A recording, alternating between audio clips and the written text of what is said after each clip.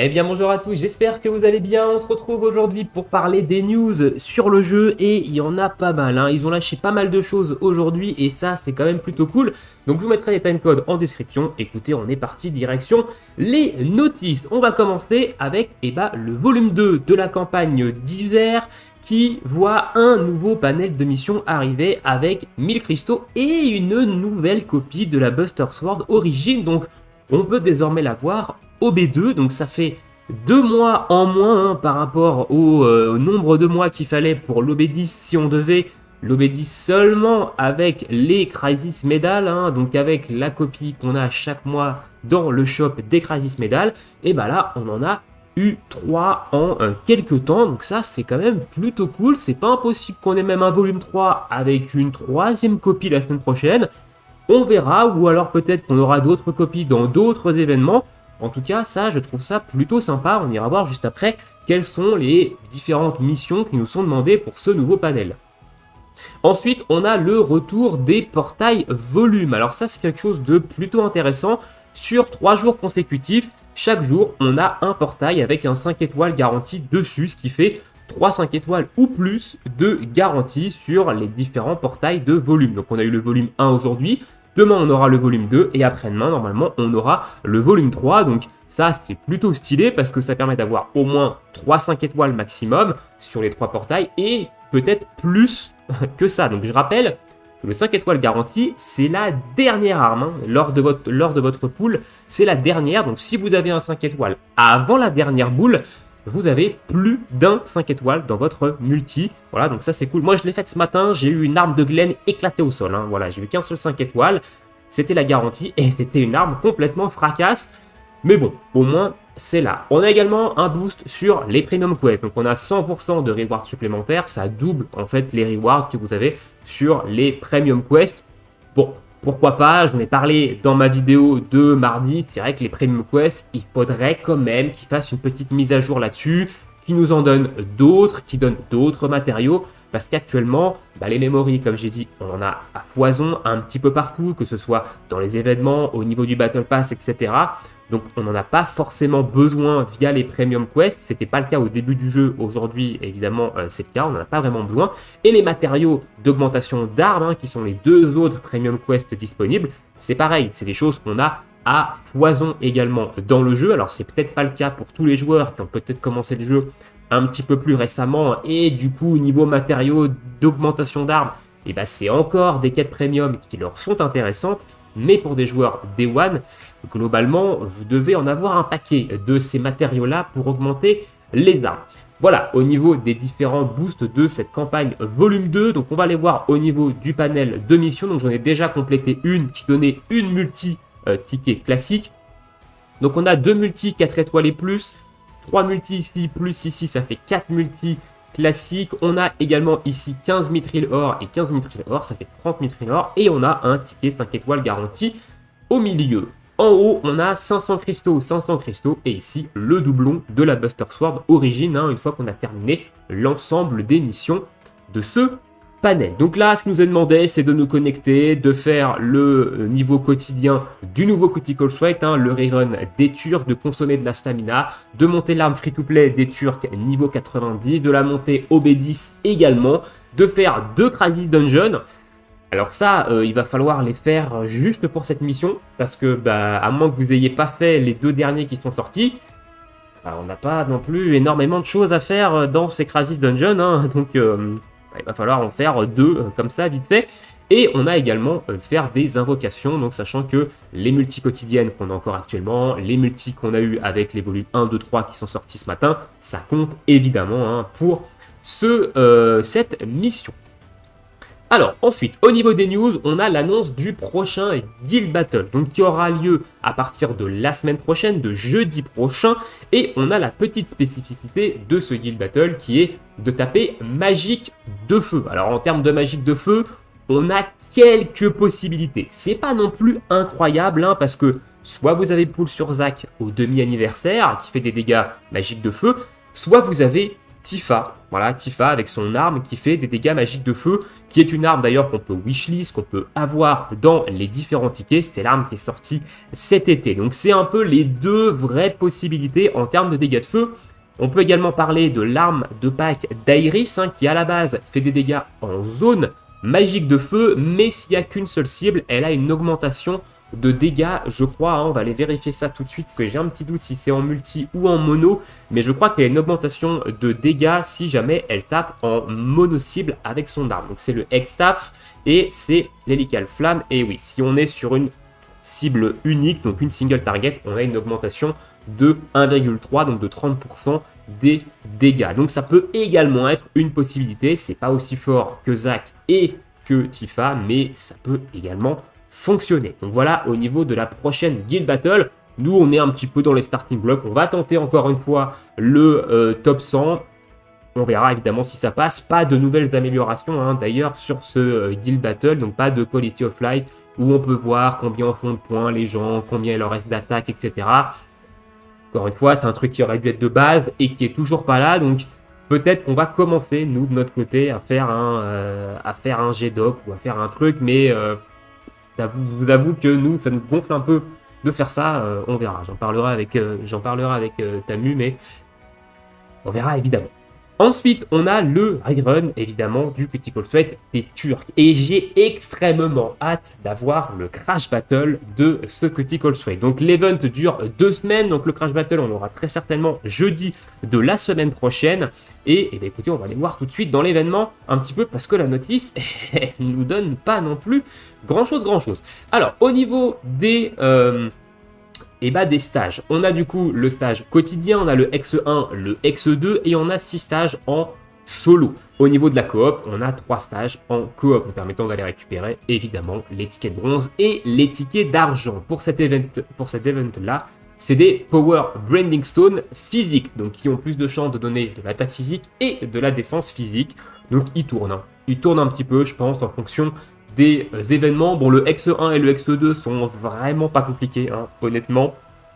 J'attends vraiment le Crash Battle parce que je me suis préparé une petite team avec l'arme FF6 de Tifa et je suis vraiment curieux de voir si sur ce type de Crash Battle où on a 3 ennemis en face, les armes de Cloud et de Tifa hein, ici vont vraiment être intéressantes ou non. Donc franchement, vivement ce petit Crash Battle. Au niveau maintenant des Victory Draw, donc au niveau des tickets de bronze, on a le retour des 2 armes qui étaient sorties lors de la première édition. C'était une arme pour Tifa et une arme pour Lucia. Alors ces 2 armes donnaient de la P-Attack et du boost de puissance d'habilité et elles sont pas dégueulasses. Ça m'est déjà arrivé hein, de les utiliser en sub pour combler notamment peut-être un niveau de P-Attack que j'aurais pas niveau 7 et vu que j'avais peut-être déjà un niveau 7 de puissance de capacité physique, mettre du puissance de capacité globale. Donc ça m'est déjà arrivé hein, de les utiliser, elles sont pas inintéressantes honnêtement, mais c'est vrai que au maximum, hein, 120 au B10, les points d'errabilité sont quand même un petit peu bas globalement, mais bon, ça reste quand même des armes free-to-play et ça reste plutôt ok. Alors au niveau de l'habilité, hein, l'habilité est fracassée au sol, hein, augmentation de, diminution notamment de défense physique de -1 jusqu'à -2. Bon, aujourd'hui on a des armes qui font bien mieux que ça, hein, et certaines armes coûtent même 3 d'ATB et pas 4 comme ici. Donc honnêtement, niveau habilité, c'est pas non plus incroyable, on les utilise plutôt pour les air habilités. Moi j'utilise aussi ce gant de Tifa en skin.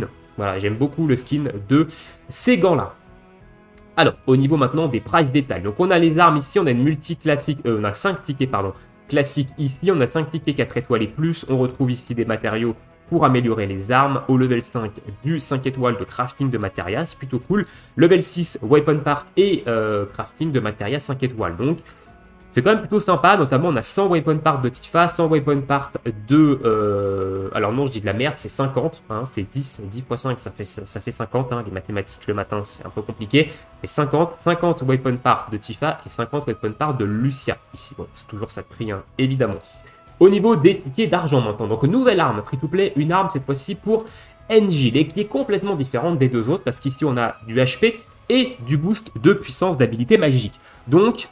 elle est pas mal. Honnêtement, au niveau des air habilités, j'aime beaucoup parce que 46 et 39, c'est plutôt sympa, ça équivaut à certaines armes gacha d'ailleurs, hein, donc c'est franchement une très très bonne arme free-to-play pour du DPS magique au niveau de ses R habilités. Alors au niveau de sa capacité, pour 4 d'ATB, diminuer la attaque de 1 jusqu'à -2, c'est turbo éclaté. Mais bon, en général, les armes free-to-play, on les utilise surtout pour leur R habilité plutôt que pour leur capacité, hein, globalement. Et j'aime bien le skin, honnêtement. Je trouve que le skin est quand même plutôt sympa. Alors ils ont gardé un skin, un petit peu un thème dans le même thème que les deux autres, hein, ici. Et bah, c'est plutôt stylé. Donc ici, on a des Mithril Or, on a la deuxième partie de la multi classique. On a ici, pareil, la deuxième partie de la multi 4 étoiles et plus. On retrouve des memories encore une fois ici, des memories et des weapon parts. Weapon part, memory et Mithril Or. Et au niveau 6, on a des weapon parts, du Mithril Or et des Branding Stone. Donc plutôt sympa. Je crois que pour le coup, on en a 100 pour Angel. Hein. Ici, on a 5 x 5, 25. Ici, on a 50, ça fait 75. Et ici, on en a 25, donc ça fait 100. On a bien 100 weapon parts de Angel. Hein. Donc c'est plutôt cool. Et au niveau des missions, du coup, maintenant, donc mission classique. Dépenser de la stam, monter l'arme free-to-play de Engine niveau 90, il vous rembourse les matériaux, donc faites-le, hein, c'est une arme 90 totalement gratos en termes de matériaux. Consommer de la stamina en coop, faire de la synthétisation de matéria et les dailies, c'est dépenser de la stamina n'importe où dans le jeu jusqu'à 500 pour récupérer les tickets. Donc voilà au niveau du Critical Threat des Turks, donc très forte chance qu'on ait la partie 2 la semaine prochaine, parce que comme je vous ai dit, hein, il reste 2 semaines l'événement. Ensuite, on a également le Frenzy Battle du dernier Critical Threat, celui de Eligor. Donc pensez à aller le faire, il y a un petit pampa, vous lui mettez une tarte, c'est du one shot et vous récupérez 1000 cristaux. Donc ça, c'est ce qu'on a après chaque Critical Threat, hein, si jamais il y a plus de 500 personnes qui battent les Crash Battle, hein, donc solo et coop. Vous pouvez chercher mon nom dans le tableau, évidemment que j'y suis. Hein, bon, ça c'est le petit flex personnel, mais ça n'a aucun intérêt. Mais voilà, on aime bien évidemment flex un petit peu quand on réussit certains challenges. Et j'espère bien avoir mon nom gravé sur le Frenzy Battle du Critical Threat des Turcs également. Alors, ensuite, au niveau des news, eh ben, on a l'arrivée du Battle Ranking. Donc, le nouveau ranking, donc le mois dernier, pardon, on avait eu le retour du Dungeon Ranking. Là, on a le Battle Ranking. Donc, peut-être qu'en janvier, on aura à nouveau un Dungeon Ranking. Et j'espère qu'ils vont faire un mois sur 2. Voilà. Et que le Dungeon Ranking, c'était pas juste histoire de faire plaisir et que derrière, on allait se repalucher du Battle Ranking pendant X mois. J'espère vraiment qu'ils vont faire un mois sur 2. Donc ce Battle Ranking, on avait déjà eu l'annonce la semaine dernière. Hein. En termes de boss, on va retrouver le A Rejector qui lui est faible au vent. Et il va falloir utiliser du vent magique si on veut scorer évidemment dessus. Hein. Ça c'était plutôt prévisible.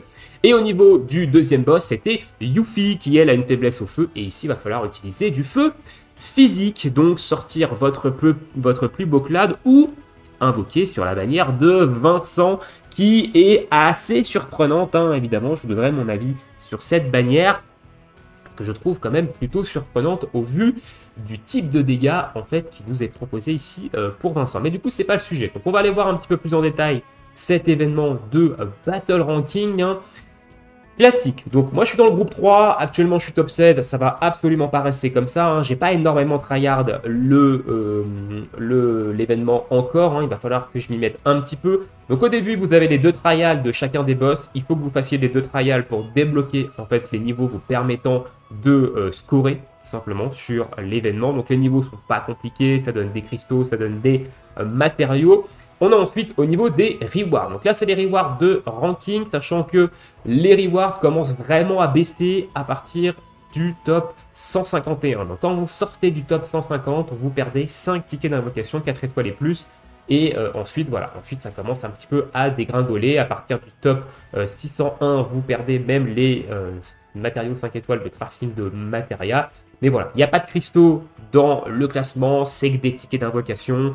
Donc, ne vous créez pas de faux mots pour ça. Si vous n'y arrivez pas, voilà, c'est pas non plus giga grave. Personnellement, je vais comme d'habitude essayer de viser le top 100.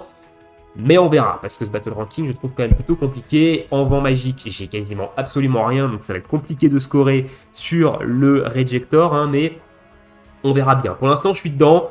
L'événement dure une semaine. Donc, évidemment, les choses vont encore bouger.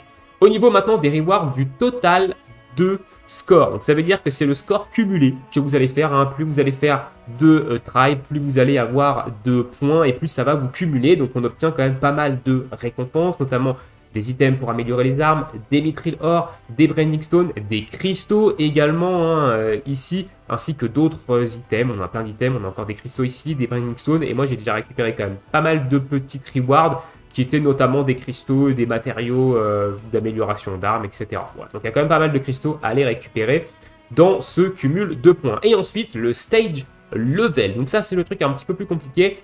Il va falloir faire au moins l'un des deux combats avec le max de boost. Tout cocher au maximum, donc niveau 200. Actuellement, j'ai fait un niveau 180. J'ai pas encore tenté un niveau 200 sur l'un ou l'autre. Le 180, je l'ai fait sur Yuffie. Et honnêtement, j'ai quand même un petit peu galéré. Hein, on va pas se mytho. Mais j'ai pas non plus turbo tryhard. Donc, je pense pouvoir passer largement un niveau 200 sur l'un ou sur l'autre. Mais il va falloir évidemment théorie-craft un petit peu tout ça. Mais le reste, vous avez des cristaux. Vous avez un 5 étoiles garanti ici. Vous avez des Branding Stones 5 étoiles. Hein, donc ça reste quand même plutôt intéressant. Également des mithril ore, on retrouve ici des mithril ore, des boosts de haut vent, d'ailleurs plutôt sympa, des pièces, alors il pourrait en donner plus, hein, parce que 50 pièces c'est vraiment pas grand chose, même si c'est quelque chose de farmable, c'est un truc qu'on a dans pas mal d'événements également, il pourrait quand même en donner plus, hein, parce qu'il en faut beaucoup quand même pour monter le sphérié d'un personnage, donc voilà, il y a quand même pas mal de cristaux, hein. Il y a pas mal de cristaux hein, quand même à récupérer aujourd'hui, j'en ai récupéré quasiment 6000 là dans ma boîte aux lettres. Donc, et j'ai pas tout fait. Donc honnêtement, il y a quand même pas mal de choses à récupérer. Voilà. Et ensuite, on a ici les niveaux quotidiens. Donc dans le niveau quotidien, vous avez un bonus de points de 750 000. Vous en avez deux. Donc vous avez 1 500 000 points à récupérer chaque jour si vous faites le niveau quotidien au minimum. Hein, évidemment, sachant que ces points additionnels ne comptent absolument pas dans vos points de classement. Et je rappelle également que sur le Battle Ranking, votre score de classement, c'est le total des scores que vous avez fait sur les deux boss. Donc si vous voulez vous classer, il va falloir scorer sur les deux boss, hein, donc sur le Rejector et sur Yuffie. Voilà, au niveau du Battle Ranking, je pense qu'on n'a rien oublié. Et au niveau des news, écoutez, je pense qu'on a fait le tour en ce qui concerne les événements, les campagnes, les événements à venir. Et du coup, on va parler de la bannière de Vincent. Alors, c'était assez obvious qu'on allait avoir Vincent aujourd'hui. Hein. J'en ai parlé mardi. Il avait été, entre guillemets, teasé dans la vidéo de Yuffie la semaine dernière. Donc, c'était assez obvious. Alors, j'ai déjà fait mon invocation volume 1. C'est pour ça que vous ne la voyez pas. J'ai également déjà fait mon invocation ici avec taux doublé. Hein. Je crois que j'ai eu même 3-5 étoiles sur cette invoque, qui était plutôt chanceux. Alors, au niveau de Vincent, donc Vincent il vient pas tout seul, il vient avec une arme pour Engil. D'ailleurs, je trouve le costume turbo stylé. Voilà, je le dis maintenant, hein, mais le costume, je le trouve incroyablement beau. Alors évidemment, ça c'est les goûts et les couleurs. Dans ma guide, il y en a qui le trouvent hyper moche aussi. Mais moi, je le trouve vraiment très stylé. Il y a également l'arme de Yuffie ultime hein, sur la bannière. Et du coup, on va aller voir un petit peu ce que ça donne. Alors voilà, le costume, je le trouve vraiment trop stylé. J'aime beaucoup les costumes quand même. J'aime beaucoup, moi, les costumes avec comme ça les longues robes. Je sais qu'il y en a qui n'aiment pas ça sur les persos masculins. Moi, je trouve ça vraiment stylé de fou. Et ça va être dur de pas invoquer sur ce costume, je vous avoue. Et je vais devoir faire un choix entre Yuffie ou Vincent parce que j'ai pas les cristaux pour aller récupérer les deux. À moins de turbo chatter sur les chocobos, va falloir faire un choix. Au niveau du costume, donc ici on a un costume extrêmement fort en termes de feu, parce qu'on va avoir 15 de points dans les boosts fire, donc 25% de dégâts de feu supplémentaires, et un arcanum de feu à 35%. Donc comme le costume de Yuffie de la semaine dernière, on a ici 60% d'augmentation de dégâts de feu. Et ce qui est intéressant, et j'en ai également parlé la semaine dernière sur le costume de Yuffie, c'est que c'est pas un costume dirigé physique ou magique. C'est-à-dire que si jamais on a une arme de feu pour Vincent, et ce costume peut également fonctionner sur une arme de feu magique pour Vincent. Parce que oui, c'est une arme de feu physique et les rumeurs du coup avaient raison. C'est bien du feu physique sur Vincent, mais du coup le costume est très fort et d'ailleurs il vient power creep le Cloud de l'année dernière, hein, le feu physique de Cloud. Alors même si Cloud a eu quand même un petit up de son build de feu avec l'arme crossover de FF6, hein, l'arme de Locke, qui lui donne de l'augmentation de dégâts de feu, je pense quand même que Vincent reste un petit peu au-dessus en termes de dégâts de feu physique. Maintenant, à voir. Ici, c'est que de la théorie, hein, attention. C'est peut-être faux ce que je dis, hein. Il faudra voir évidemment les tests, etc. des théories crafters. Mais je pense que ici, Vincent reste meilleur. Et notamment parce que pour pouvoir avoir le build de Cloud, il fallait invoquer sur une bannière limitée. Voilà, mais si on enlève en fait la bannière limitée de Cloud, Vincent est au-dessus de Cloud en termes de feu physique. Et du coup, son arme, le Holiday Guard, donc on va le prendre au B6. Voilà, je ne vais pas le prendre au B10. Quoique, on pourrait le prendre au B10 parce que c'est une arme featurée, donc c'est une arme qui sera dans les wishlists et dans les tickets plus tard. Hein, du coup, donc à terme, elle sera très certainement au B10. Pour 4 d'ATB, on fait 940% de dégâts physiques de feu. Et s'il y a un debuff sur la cible, on a 20% de dégâts supplémentaires. L'attaque charge 5% de plus de la limite de la jauge de limite. L'arme de Cloud, en comparaison, au niveau des dégâts de feu, alors on va aller voir ici dans la wishlist, c'est celle-ci. Et au niveau des dégâts de feu, en OB10, elle est à 850% sans aucune augmentation. On est sur 46,39 de airabilité, pardon, j'ai cherché le mot. Ici, on est sur 46,39 aussi, donc niveau point de airabilité, on est absolument sur les mêmes. Mais au niveau des dégâts de feu, du ratio de dégâts de feu de l'arme à OB10, on a quand même quasiment 100% de plus. Cloud, c'est 850. Et ici, Vincent, c'est 940% avec les 20%, sachant qu'on aura quasiment tout le temps un debuff sur la cible. De base, évidemment, ici, Vincent va faire beaucoup plus de dégâts et son costume également est donne beaucoup plus d'augmentation de dégâts de feu que celui de Cloud qui donnait de la paix attaque plus 5 et l'arcanum de feu. Donc on a quand même 25% de dégâts de feu supplémentaires via le costume par rapport à celui de Cloud. Au niveau des slots de Materia, paix attaque et sigil triangle, bon, ok, plutôt classique. Voilà, donc ça c'est pour le costume de Vincent et pour l'arme de Vincent qui vient de mon point de vue power creep ici. Cloud en feu physique, est-ce que c'est obligatoire d'aller le récupérer? Si vous avez déjà Cloud, je pense pas que ce soit une priorité, honnêtement. Si vous voulez viser l'opti, actuellement Yuffie est plus intéressante en termes d'optimisation parce que c'est du vent magique, qu'on n'a pas grand chose en vent magique et qu'il y a Titan qui arrive aussi à la fin du mois qui nous demandera de taper vent magique. Donc, en termes d'opti, c'est ça. Moi, je vous cache pas qu'il y a des chances que je pull sur Vincent, parce que le costume, je le trouve ultra stylé, et j'ai pas envie de passer à côté de ce costume-là.